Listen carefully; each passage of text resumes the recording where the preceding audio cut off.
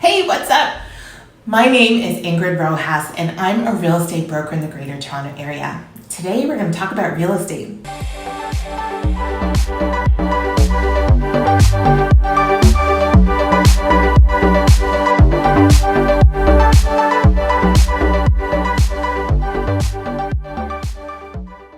Question: are you planning to buy a home and don't have any idea how to make an offer? Who usually makes the offer, and what are the things to consider in making one? If these are your questions, well, then this video is for you.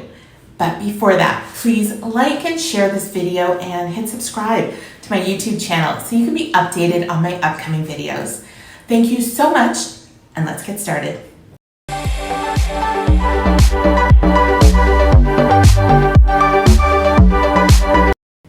Making an offer.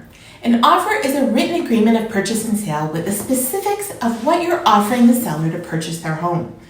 Your sales representative will explain the finer details of the offer, but the most important elements are 1. Purchase price, deposit, the closing date, irrevocable time, the chattels, and the conditions. The purchase price is the amount you are offering to pay for the home. Your sales representative should provide you with historical data and comparable properties in the neighborhood to help you decide on what to put in your offer. When competing in this crazy market, typically the offer price is going to be more than the asking price. You want to review comparable home sales, otherwise known as comparables in realtor land, in the area carefully with your sales representative to make sure that your purchase price you're offering is not way below or much higher than comparables.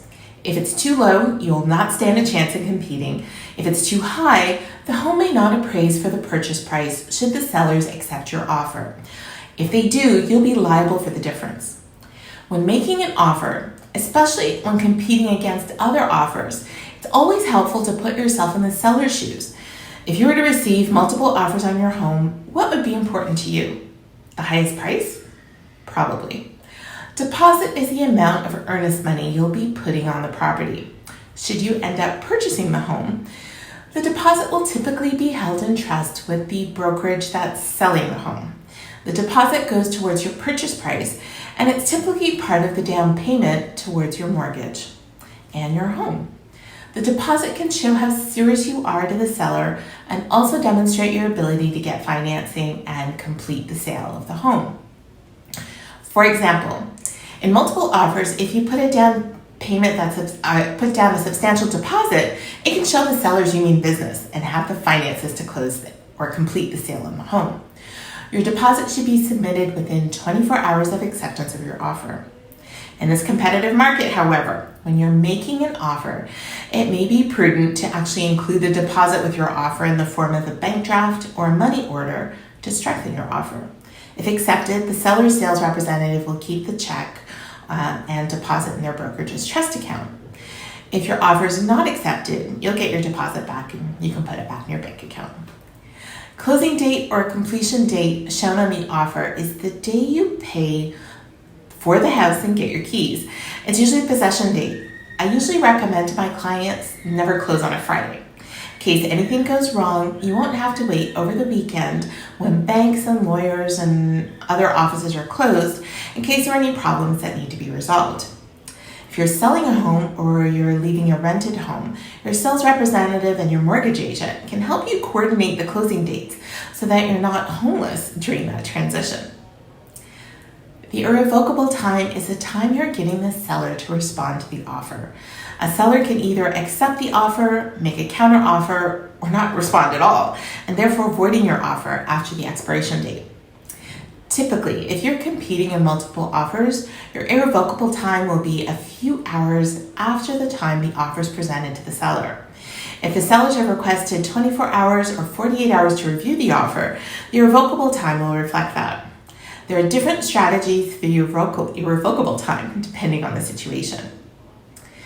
Chattels are all the goodies being included with the purchase of the home. Sometimes these are listed on the actual MLS listing in the information section, and they include light fixtures, heating system, the air conditioning system, any appliances that may be included, the window coverings, and anything else the seller would like to include or you'd like to include with the home. If it isn't listed in the included section of your offer, don't assume it's included. Review this section carefully with your sales representative and after they've prepared that offer. Conditions may be included with your offer. The two most common conditions in today's market are a financing condition and a home inspection condition. If you're buying a condominium, there may be a condition for your lawyer to review the status certificate. These conditions are included for your benefit as a buyer. It means you have the right to make sure that you can obtain financing, meaning a mortgage for the home, and get a home inspection by a qualified home inspector. There's always a time period associated with these conditions, typically 1 to 5 days, but it could be longer depending on the circumstances. During the time frame specified in your offer, you'll have to make sure you satisfy these conditions.